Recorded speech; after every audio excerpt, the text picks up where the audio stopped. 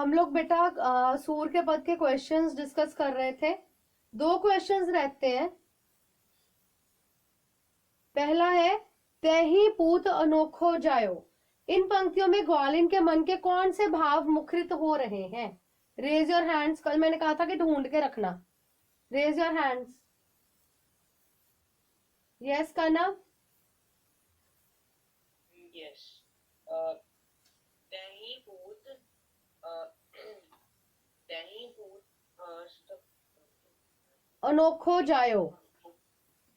अनोखो जायो पंक्तियों में ग्वालिन के मन में यशोदा के पुत्र श्री कृष्ण के भाव मिश्रित हो रहे हैं। मुखरित मुखरित हो रहे हैं। वह कृष्ण के माखन चुराने से वह उन्हें बहुत बुरा लगता है। सेंटेंस फॉर्मेशन देखो, वह उन्हें बुरा लगता है। सेंटेंस नहीं बना ना बेटा। सेंटेंस देखो। Anybody else? यस प्रभनूर।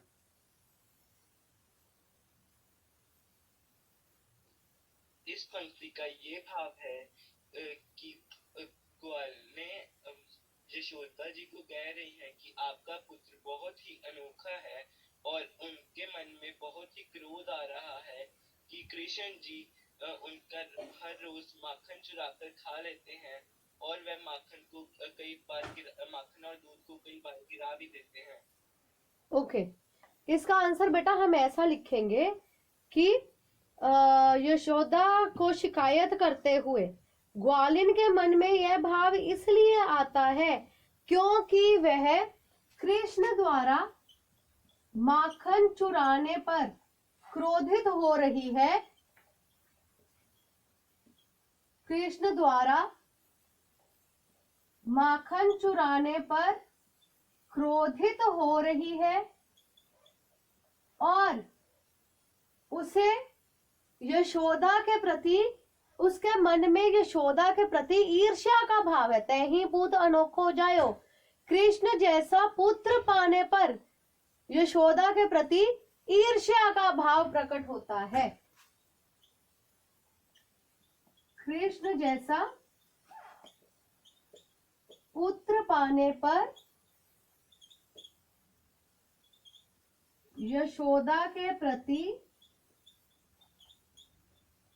ईर्ष्या का भाव आप लिखेंगे इन पंक्तियों के द्वारा या इन पंक्तियों में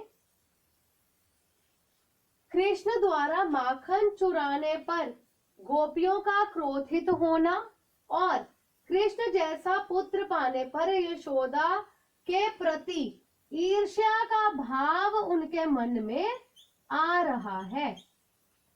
यशोदा के प्रति ईर्ष्या का भाव उनके मन में आ रहा है। ओके, इन पंक्तियों में गोपियों के मन में कृष्ण द्वारा माखन चुराने पर क्रोध का भाव है और कृष्ण जैसा पुत्र पाने पर यशोदा के प्रति ईर्ष्या का भाव प्रकट हो रहा है। Is it clear? Any doubt?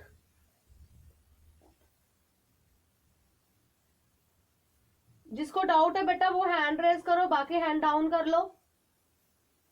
Jayant any doubt? Okay fine, ठीक है। नेक्स्ट क्वेश्चन इज मक्खन चुराते और खाते समय श्री कृष्ण थोड़ा सा मक्खन बिखरा क्यों देते हैं? मक्खन थोड़ा खाते हैं बाकी बिखरा देते हैं, ऐसा क्यों? Yes angel. कृष्ण जब माखन चुराते हैं तो वह थोड़ा सा माखन खा लेते हैं और जो माखन बिखरा देते हैं वो माखन उनको अच्छा नहीं लगता। ओके, माखन चुराते समय श्री कृष्ण थोड़ा सा माखन इसलिए बिखरा देते हैं क्योंकि वह चाहते हैं कि गोपियों को पता चले कि वे उनके घर आए थे और माखन चुराकर खा गए हैं। असल में गोपियों को ये लगता है कि कृष्ण को जो अच्छा नहीं लगता वो बिखरा देता है, लेकिन उसके पीछे भाव क्या था? मक्खन चुराते और खाते समय श्री कृष्ण थोड़ा सा मक्खन इसलिए बिखरा देते हैं ताकि गोपियों को पता चल जाए कि कृष्ण उनके घर आए थे और मक्खन चुराकर खाकर चले गए हैं। चोर चोरी करता है तो पीछे से अपने निशान नहीं छोड़ता ना, है ना, कोई सबूत नहीं छोड़ता, लेकिन कृष्ण छोड़कर जाते थे सबूत, ताकि पता चले कि मैं आया था और माखन खाकर चला गया हूं। Okay, is it clear? Any doubt? No. Okay, next question is, दोनों पदों में से आपको कौन सा पद अच्छा लगा और क्यों? आप इसमें बेटा कोई भी पद लिख सकते हैं। अगर आप ये लिखते हैं कि मुझे पहला पद अच्छा लगा, तो आप उसके लिए 2 पंक्तियां लिख सकते हैं कि मुझे पहला पद अच्छा लगा क्योंकि इसमें कृष्ण के नटखट रूप का वर्णन है कि वह किस प्रकार से अपनी मां द्वारा बार बार दूध पिलाए जाने की शिकायत करते हैं और उनकी चोटी नहीं बढ़ रही है, इसलिए वह परेशान हो रहे हैं। बस, ठीक है।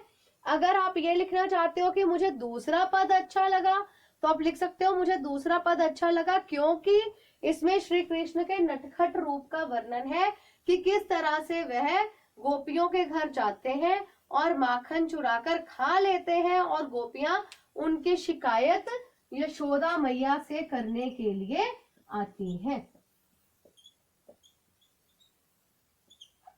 ओके, क्लियर बेटा?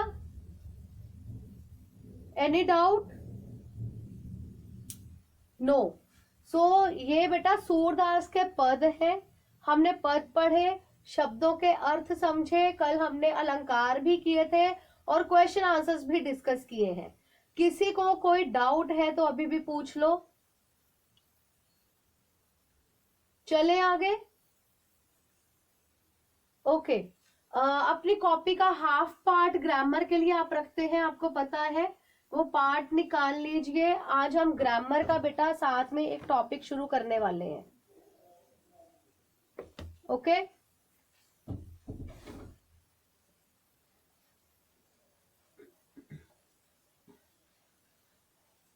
पिछली टर्म में PT3 में हम लोगों ने वाक्य पढ़े थे, याद है आपको? वाक्य पढ़े थे हमने। वाक्य हमने पढ़े थे बेटा रचना के आधार पर, सरल वाक्य, संयुक्त वाक्य और मिश्रित वाक्य। रिमेंबर?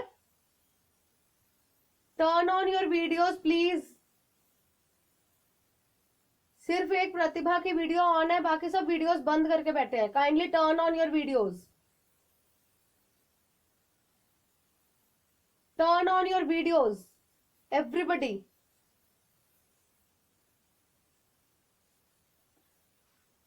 हमने वाक्य पढ़े थे रचना के आधार पर, सरल वाक्य कौन से होते हैं, संयुक्त वाक्य कौन से हैं और मिश्रित वाक्य कौन से हैं। ठीक है, इस बार हमारे सिलेबस में है वाक्य अर्थ के आधार पर। कॉपी में साथ साथ लिखते जाइएगा,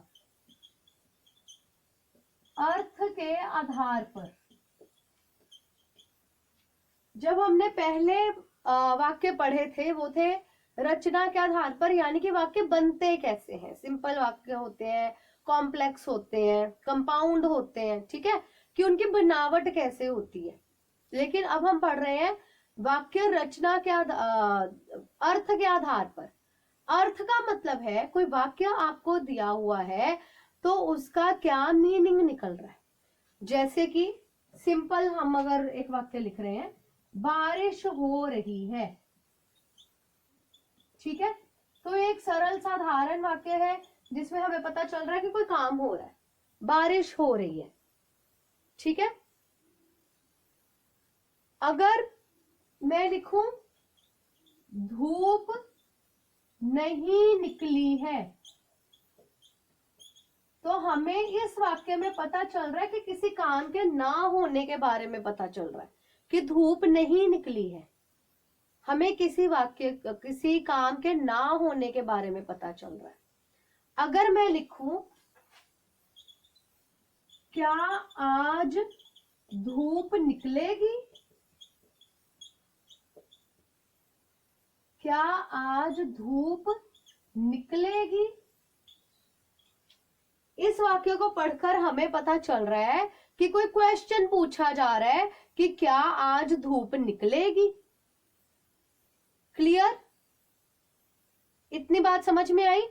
पहले वाक्य में पता चल रहा है कि कोई काम हो रहा है, दूसरे वाक्य में पता चल रहा है कि किसी काम के ना होने के बारे में पता चल रहा है, तीसरे वाक्य में हमें पता चल रहा है कि कोई क्वेश्चन पूछा जा रहा है।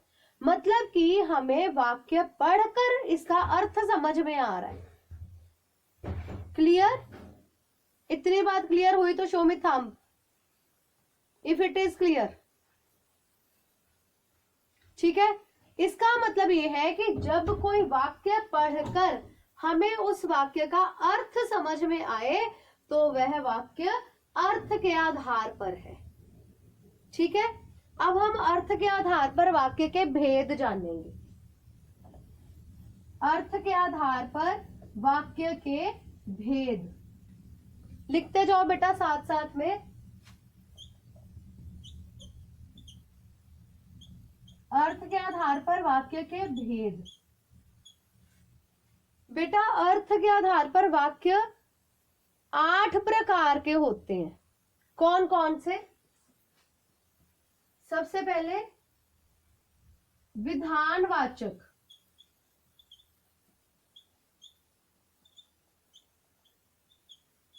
विधानवाचक वाक्य, उसके बाद निषेधात्मक वाक्य, निषेधात्मक, नेक्स्ट इज प्रश्नवाचक, प्रश्नवाचक, विस्मयादिबोधक,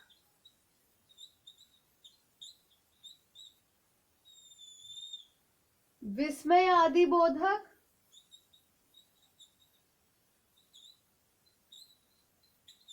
आज्ञावाचक,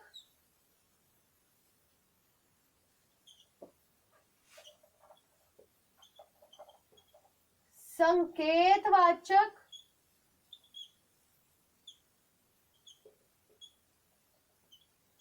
संदेहवाचक और इच्छावाचक।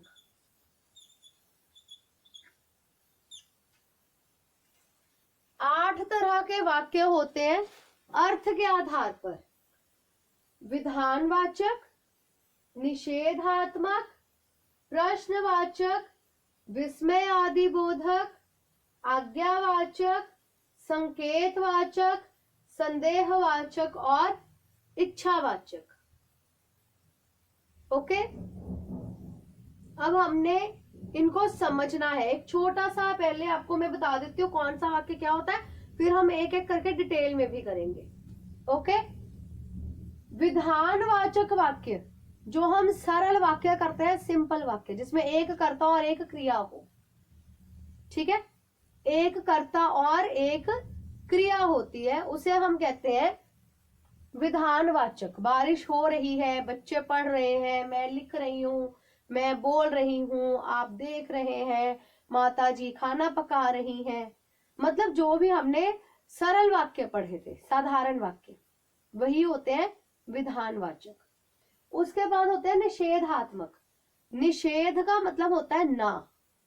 नेगेटिव सेंटेंसेस जो होते हैं, आप लोगों ने इंग्लिश में भी सेंटेंसेस पढ़े हैं ना, नेगेटिव सेंटेंसेस जिसमें किसी काम के ना होने के बारे में पता चल रहा है। जैसे धूप नहीं निकली है, तो हमें यह पता चल रहा है कि कोई काम नहीं हुआ, या नहीं हो रहा, बच्चे सुन नहीं रहे हैं, जिसमें ना के बारे में पता चलता है। ठीक है, माता जी बाजार नहीं जा पाई, इससे पता चला कि कोई काम नहीं हुआ। उसके बाद प्रश्नवाचक, जिससे हमें प्रश्न के बारे में पता चले कि कोई प्रश्न पूछा जा रहा है। नेक्स्ट इज विस्मय आदि बोधक। विस्मय आदि बोधक, आपको विस्मय का मतलब पता है, हैरानी, खुशी, गम, है ना, जिससे उन भावों के बारे में पता चलता है। नेक्स्ट इज आज्ञावाचक। आज्ञा मतलब ऑर्डर, ऑर्डर या परमिशन। संकेत यानी कि इशारा, कोई एक काम होगा तो दूसरा काम होगा। संदेह मतलब जिसमें कोई डाउट हो कि शायद यह काम हो। इच्छा मतलब विश, जब कोई विशेस हो। ओके, ये मैंने एक ब्रीफ इंट्रोडक्शन आपको बेटा इसकी दी है। अब हम एक एक करके इसको इलैबोरेट करके समझेंगे। राइट, सबसे पहले है विधानवाचक।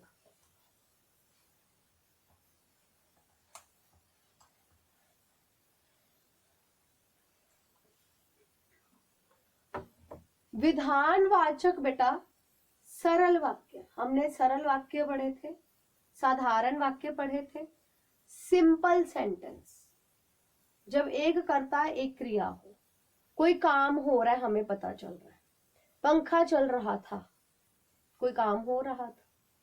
ठीक है, बच्चे पढ़ रहे हैं, कोई काम हो रहा है, बाहर बारिश हो रही है, कोई काम हो रहा है, चिड़िया दाना चुग रही थी, कोई काम हो रहा था, जिसमें एक कर्ता हो और एक क्रिया हो।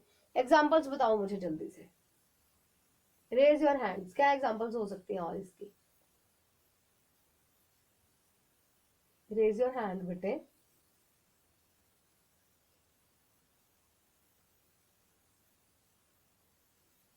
No one?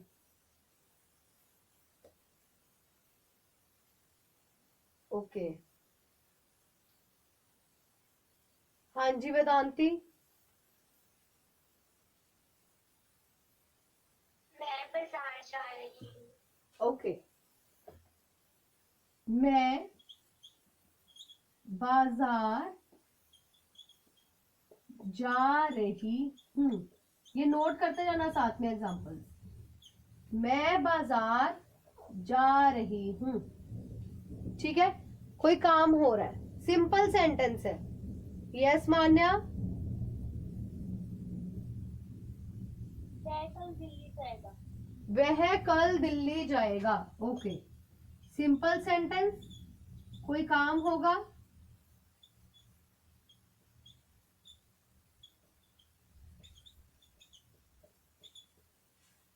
Clear? Yes Manisha? बच्चे लिख रहे हैं। बच्चे लिख रहे हैं, गुड। Yes angel? मैंने खाना खा लिया। ओके, मैंने खाना खा लिया है।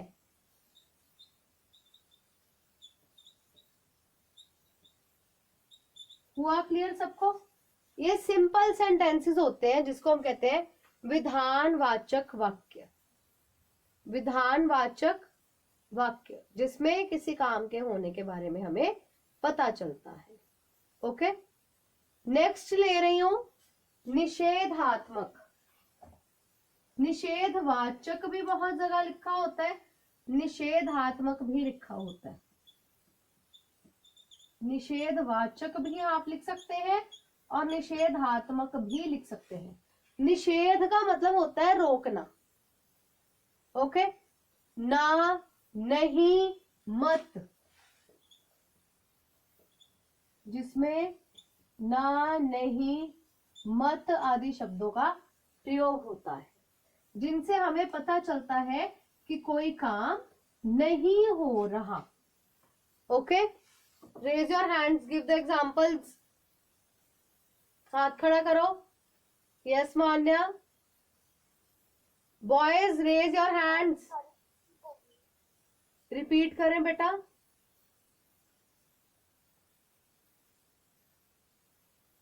मान्या रिपीट कीजिए प्लीज।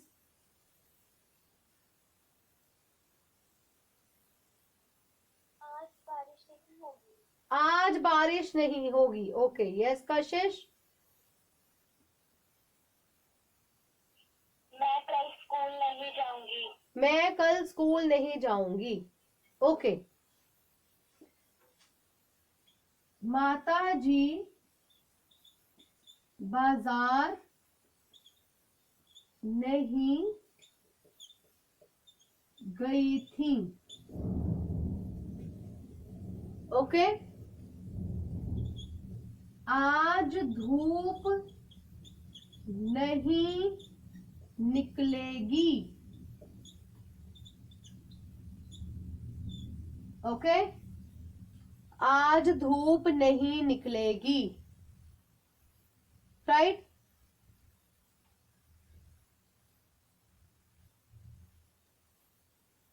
कभी झूठ ना बोलो। ना लग गया, नहीं लग गया। क्लियर? क्लियर हुआ बेटा? चलूं आगे?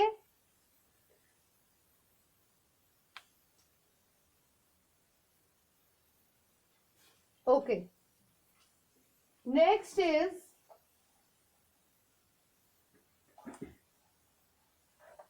प्रश्नवाचक। प्रश्न मतलब जब हमें पता चलता है कि किसी वाक्य में कोई क्वेश्चन किया जा रहा है, कोई प्रश्न पूछा जाए। जल्दी से हाथ खड़े करो, कैसे सेंटेंसेस होंगे? Be fast.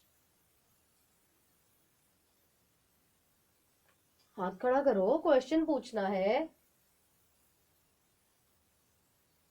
Okay, yes Pearl. तुमने खाना खा लिया? क्या तुमने खाना खा लिया? Very good. यस प्रतिभा। आपका नाम क्या है? आपका नाम क्या है? Very good. यस रिभव। क्या ये घर तुम्हारा है? क्या यह घर तुम्हारा है? Very good. यस वेदांती।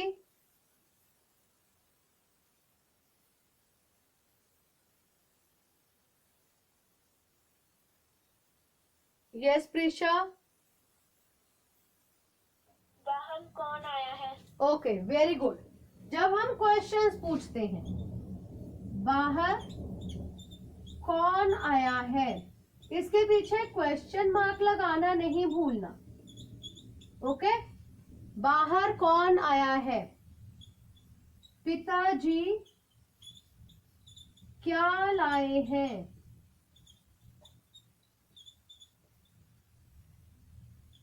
यह किताब किसकी है? क्वेश्चन पूछ रहे हैं किसकी। यह किताब किसकी है? जब प्रश्न पूछा जाए। ओके। तुम्हारा नाम क्या है? आप कब आएंगे? क्वेश्चन पूछना है, उसे कहते हैं प्रश्नवाचक वाक्य। जब हमें पता चले कि किसी वाक्य में प्रश्न पूछा जा रहा है तो उसे प्रश्नवाचक वाक्य कहते हैं। क्लियर? चले आगे।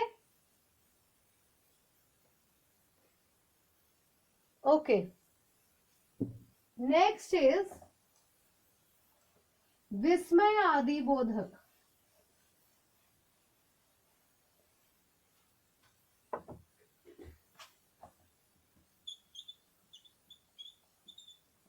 विस्मय आदि बोधक। देखो बेटा, ये जो शब्द होता है ना, ये 3 शब्दों से बना होता है। एक विस्मय, एक आदि और एक बोधक। विस्मय का मतलब होता है हैरानी, ठीक है। आदि मतलब एटसेट्रा। ये 2 शब्दों की संधि से बन गया विस्मय और आदि, विस्मय आदि। बोधक मतलब बताने वाले। ऐसे वाक्य जो हैरानी आदि बताने वाले वाक्य हो। अब हैरानी के साथ साथ और कौन कौन सी चीजें हो सकती हैं? खुशी, दुख, घृणा, ठीक है। जैसे हम लोग करते हैं, वाह तुम जीत गए, खुशी हो रही है। हाय मुझे चोट लग गई, ठीक है, अब ये दुख हो रहा है। उफ ये क्या हो गया, यहां भी दुख है। अरे बच्चों इधर आओ, है ना, किसी को बुलाया जा रहा है, राइट। विस्मय आदि बोधक, जैसे वाह कितना सुंदर फूल है,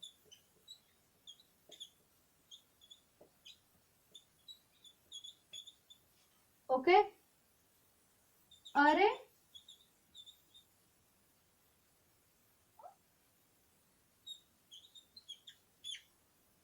तुम यह क्या कर रहे हो। अब देखो, चाहे इसमें हम क्वेश्चन कर रहे हैं लेकिन फिर भी अरे लगा हुआ है, इसलिए ये विस्मय आदि बोधक में आएगा। अरे तुम ये क्या कर रहे हो, चाहे उसके पीछे क्वेश्चन मार्क है लेकिन फिर भी ये प्रश्नवाचक में नहीं आएगा क्योंकि विस्मय आदि बोधक लगा हुआ है। क्लियर। हाय मुझे चोट लग गई, यहां अब दुख का भाव है। क्लियर, क्लियर हुआ। चलूं आगे।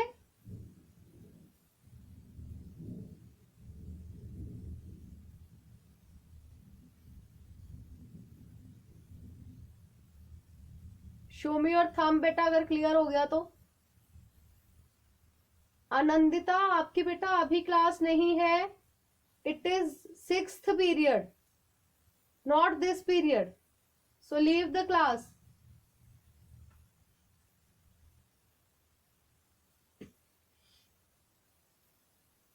चलूं आगे बेटा। नेक्स्ट हम ले रहे हैं